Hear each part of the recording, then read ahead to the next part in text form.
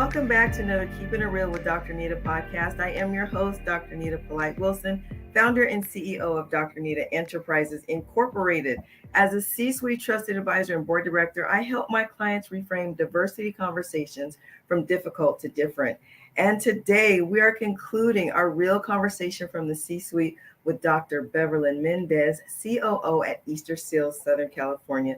Dr. Mendez, welcome back. I'm glad to have you, but it's also our last conversation, so I'm always a bit sad when the last conversation is here. Thank you, Dr. Anita. I appreciate you having me and focusing on disability in the workplace. I'm excited to be here.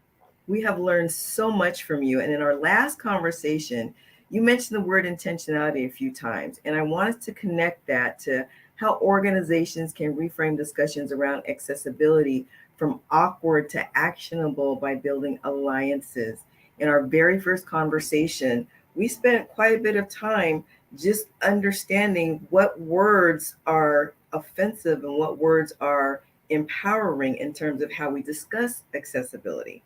So, how do we reframe that conversation about accessibility from awkward to actionable by building alliances? So, I'll go back to something I said earlier, and that is engaging people with disabilities in the conversation. There's a phrase that's used within the disability advocacy community that says, "Nothing about us without us," and we really like to promote that and make sure that people with disabilities are at the table when we're making decisions, when we're figuring out ways to navigate through this journey as we're developing our diversity and inclusion goals associated with disability, just making sure that we have the right people at the table. I love that. It's succinct, but it's so impactful. Nothing about us without us. In other words, don't try and speak from our experience. Ask us about our experience. How powerful have you found those few words to be? Very powerful, and they've been a guidepost in my career, and it applies to all communities because of course we don't want anybody making decisions for us, but it applies. We can sometimes be patriarchal when it comes to certain communities, and particularly the disability community, and really it's important that people with disabilities are driving the conversation. That is so, it's obvious, but it's also so profound. You never want to speak on behalf of someone else, especially if all you have to do is get them to the table. Exactly. There's a picture on my website that's got a table and there's one chair missing. And I always start my webinars with that picture. And I ask people, what do they see? And they see this, they see all these other things. And sometimes somebody gets it really quickly. Sometimes it takes a minute, but they'll say, I see an empty chair. And I always say, that's right. Always think about the voice that's missing from around the table and go get that voice. So thank you for that. One of my dear friends, Marissa Waldman, she is the CEO of Leaderology. She shared an article on her website that talked about the difference between being an ally and being an accomplice. And these are the two definitions that I found when I looked it up. An ally is someone who advocates for groups of people who do not come from the same place of privilege as the ally. Now, before I go any further, I want to stop right there and share something that I often talk with folks about. And when we think about privilege, for whatever reason, we just kind of want to automatically assume white privilege. When we decouple those two words, we all have a level of privilege in some way, shape, or form in our lives. So let's make that clear first. So let me repeat that. An ally is someone who advocates for groups of people who do not come from the same place of privilege as the ally. An accomplice is defined as someone who aims to tackle racial injustices at the institutional level. When we think about those two definitions, especially the definition of accomplice, my question for you, Dr. Mendez, is this. What guidance do you have for members of the C-suite to first raise their awareness about the difference between an ally and accomplice? And second, what could be the first step in their evolution as an accomplice in the workplace when we're talking about accessibility? So raising the difference between being an ally and an accomplice.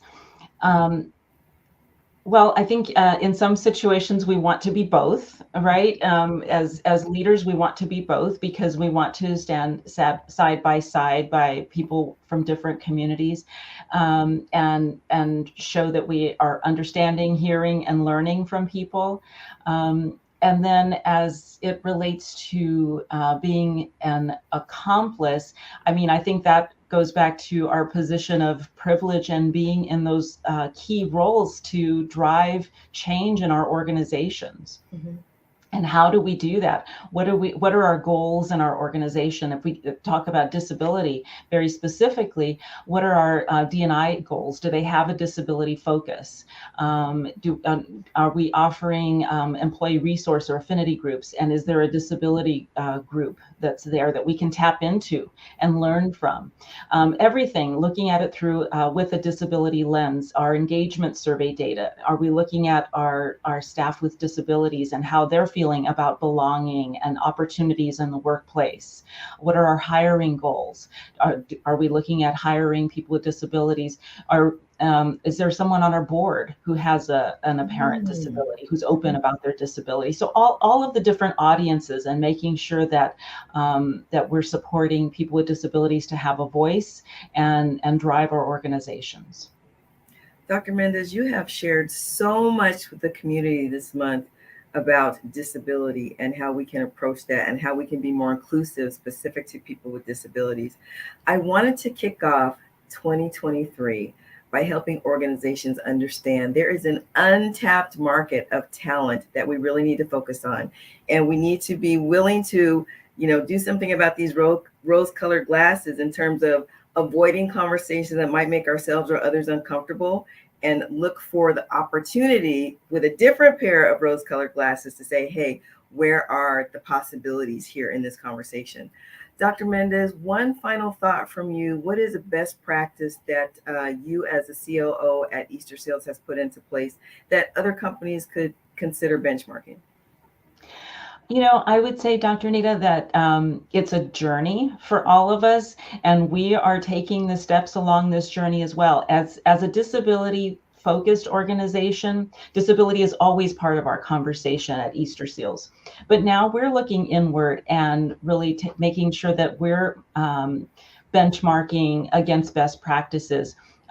The American Association for People with Disabilities worked with Disability In to develop benchmarking practices such as the opportunities for employee resource groups, the opportunities for what are your hiring practices, your application practices, is it accessible? So we're not there. We're looking at all of those practices as well. So we're on the journey with everyone else. I so appreciate you ending your comments with we're on the journey along with everyone else. So often I think there's a misperception that if we happen to be a thought leader in a space that we have all the answers, and that's not the case. We're in the forefront learning alongside of those that are coming and walking alongside of us. So again, Dr. Beverlyn Mendez, COO at Easter Seals, Southern California, thank you so much for helping me kick off 2023 with our community. I appreciate your time and your wisdom. Thank you. Thank you, Dr. Nita. And again, I so appreciate it. I'm so grateful for you bringing disability into the conversation about DEI and the A in accessibility. So thank you so much. We really appreciate you. It has been my pleasure, my honor. Community, my goodness, you have got to listen to this series of conversations again. And to do that, you are going to go to my website, drnita.com. On the landing page in the top in the center, click the link that says Keeping It Real with Dr. Nita podcast to listen to this real conversation from the C-suite with Dr. Beverlyn Mendez, COO at Easter Seals, Southern California. Until next time, this is Dr. Nita reminding you to stay blessed and keep it real.